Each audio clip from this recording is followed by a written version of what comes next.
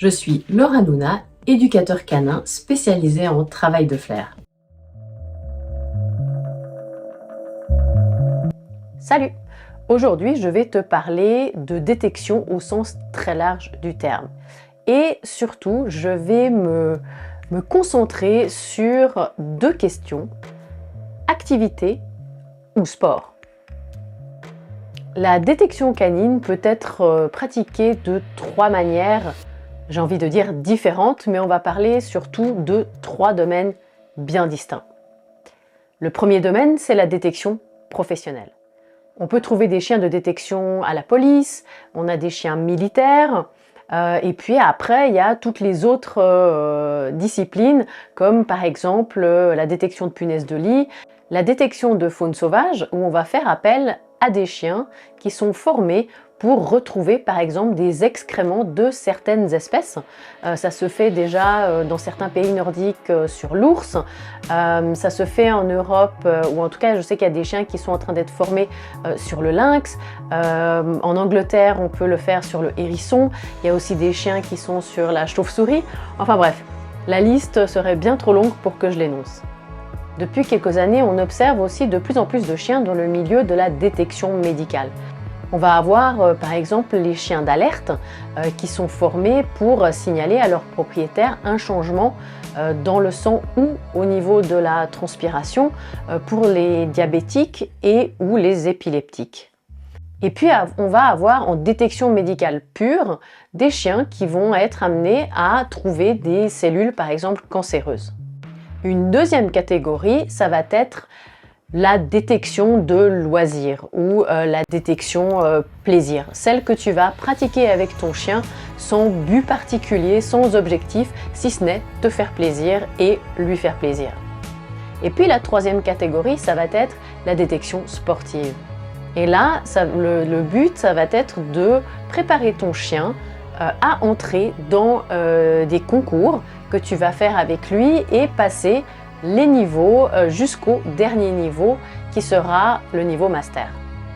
Alors, j'aborderai pas ici la détection professionnelle parce que c'est un sujet qui est très vaste et chaque corps de métier répond à des critères bien précis avec un cahier des charges spécifique et des critères qui peuvent varier. Par exemple, un chien d'explosif ne doit absolument pas gratter ni aboyer parce qu'il y a risque, en fonction de la sensibilité de l'explosif, que ça boum. Et ça, c'est vraiment pas ce qu'on a envie. Et du coup, on va entraîner vraiment une désignation très très solide et en général à une certaine distance de la cible.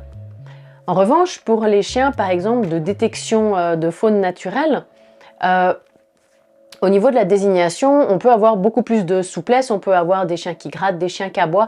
Ça ne va pas forcément poser de problème puisque on est dans un environnement naturel et qu'on ne va pas avoir de grosses destructions.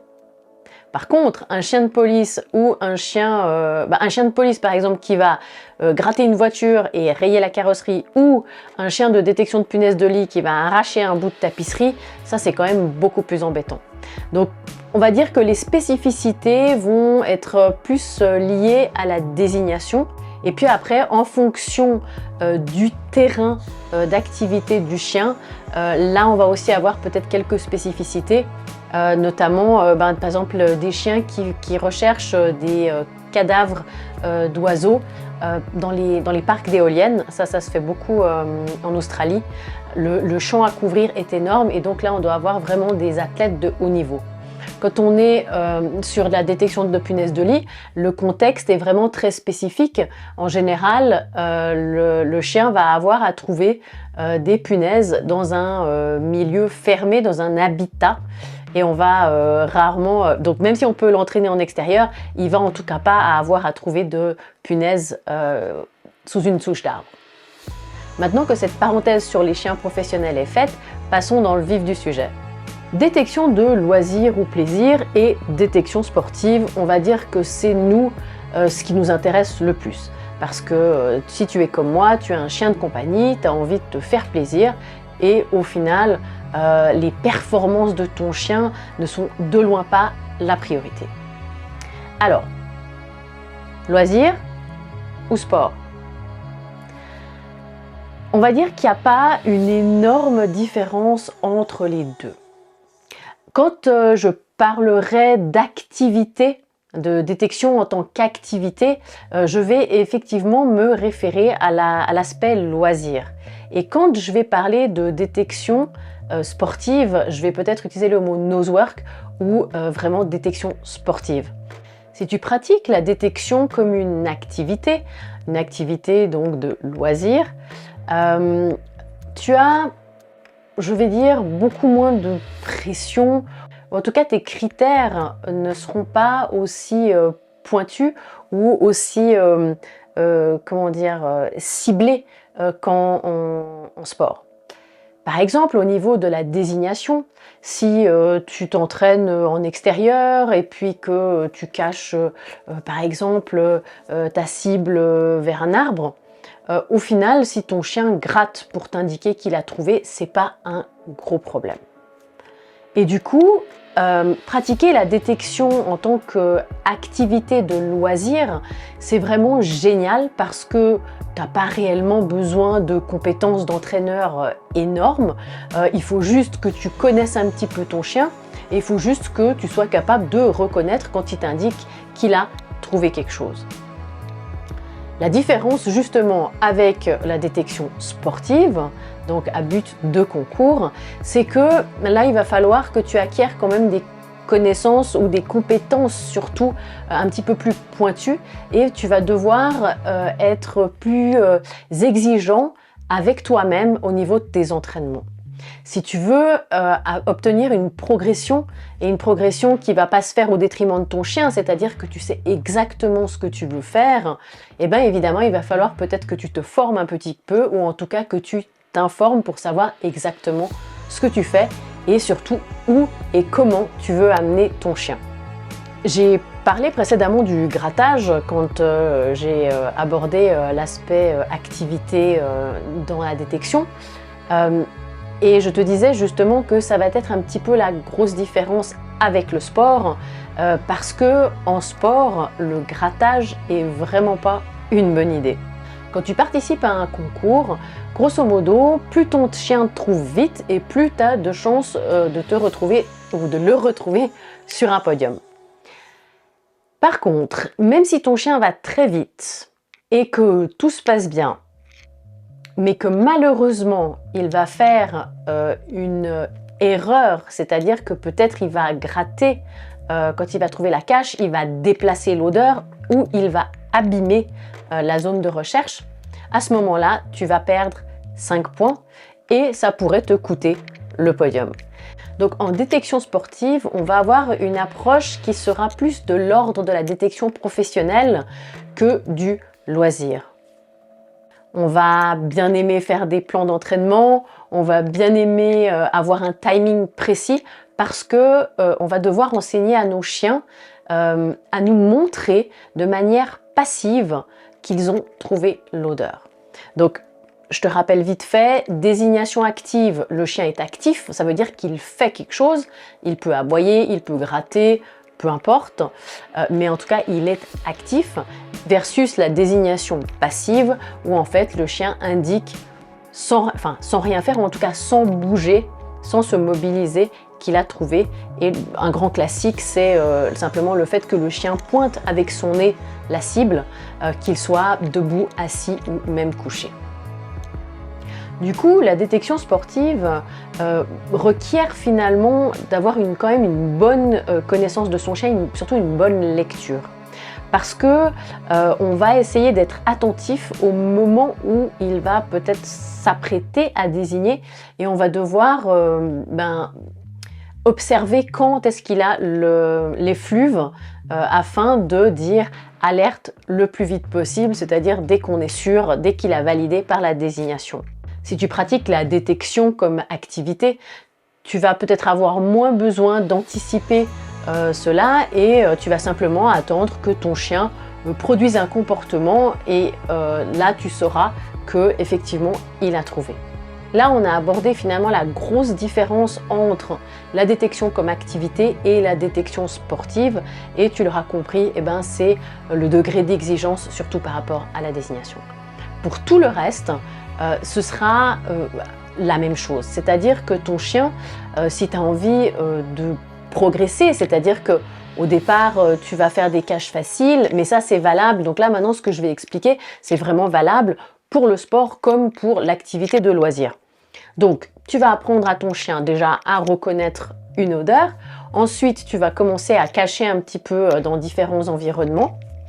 Et puis, en sport, nous, on a des critères assez précis.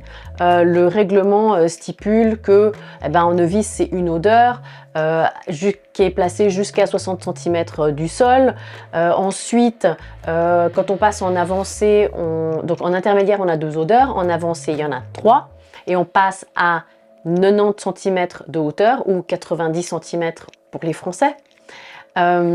Et ensuite, on va progresser et on va avoir en senior les caches jusqu'à 1,20 m et en master jusqu'à 1,50 m. Et à partir de senior et master, on peut avoir des caches qui sont inaccessibles. Donc ça, c'est des choses que les chiens vont devoir apprendre. L'avantage, entre guillemets, des concours, c'est que du coup, on a un cahier des charges qui est assez précis et on sait quels sont nos objectifs. En loisir, tu auras beaucoup plus, comme je l'ai dit, de liberté, mais si tu as envie de faire progresser ton chien, de le faire avancer, parce que si tu caches tout le temps aux mêmes endroits, au final, tu deviens prédictible et ton chien, assez vite, alors je ne veux pas dire qu'il va se lasser, mais il y a des chances qu'en fait, il devine où tu mets les caches, si c'est tout le temps un petit peu pareil, et du coup, il ne va pas vraiment se donner la peine de chercher, il va simplement réfléchir et se dire « ouais, où est-ce qu'elle aurait pu mettre ?» Et puis, il va dans la zone, et puis il produit un petit comportement, c'est pas très loin de là où tu as caché, et puis toi, tu es tout content, etc. Donc, si tu veux vraiment fournir des challenges, parce que quelque part, la détection, c'est un travail d'enquête. Et plus on s'entraîne, plus le chien est entraîné, et plus il va devenir doué pour résoudre des enquêtes. Et pour le fatiguer mentalement, c'est intéressant d'avoir une progression et de lui fournir des challenges de plus en plus importants. Alors, si tu as la chance d'avoir quelqu'un qui maîtrise la détection dans ta région ou dans ton entourage et que tu peux suivre des cours régulièrement, ça c'est génial parce que du coup tu vas être coaché, tu as un regard extérieur, tu as quelqu'un qui va peut-être même placer les caches pour toi et ça va vraiment fournir du coup des challenges pour toi aussi, en plus de ceux qu'il y aura pour ton chien. Si tu n'as pas cette possibilité-là, évidemment, moi c'est ça que je trouve génial dans la détection, c'est que tu peux t'entraîner tout seul. Sauf que, et moi inclus, quand on s'entraîne tout seul, au bout d'un moment, on tourne un petit peu en rond. Et comme je l'ai dit, si tu as la chance donc d'avoir un coach ou quelqu'un dans ton entourage, ça c'est top. Et si c'est pas le cas, essaye de te renseigner, essaye de trouver de la documentation. Alors je sais que c'est encore difficile parce que en français il n'existe pas des masses de choses. Et que plus le sport il va avancer et puis plus il y aura des sources d'informations et du coup plus ce sera facile. Mais il existe déjà des cours en ligne en français que tu peux suivre. Tu peux aussi trouver, par exemple, moi je propose du coaching en ligne et tu peux aussi te déplacer. Il y a maintenant de plus en plus de stages qui ont lieu, que ce soit en Suisse, en France et j'espère peut-être bientôt en Belgique, ce serait top. Donc voilà. C'est vrai qu'il ne faut pas avoir peur de se faire aider, même si on fait de la détection de loisirs, et aussi de se renseigner auprès de différentes personnes. Parce que tu fais des stages, par exemple, avec une personne, et puis c'est sympa, etc. Mais la personne, elle connaît ton chien, donc du coup, elle va placer les caches en fonction de ton chien. Et d'avoir un regard neuf, c'est toujours intéressant. Moi, j'ai aucun souci à ce que mes élèves, ils aillent à droite à gauche. C'est ça qui va finalement construire les progrès du chien. Moi, j'hésite pas à me former, que ce soit avec des Américains, j'ai fait des formations avec des Suédois, avec des Anglais, avec Hollandais. Voilà, il faut aller un petit peu chercher les infos et surtout faire découvrir à notre chien une variété d'ambiance d'atmosphère et surtout de types d'entraînement différents. Voilà, j'arrive au bout de ma réflexion sur la détection en tant qu'activité ou en tant que sport. J'espère que ça t'a plu.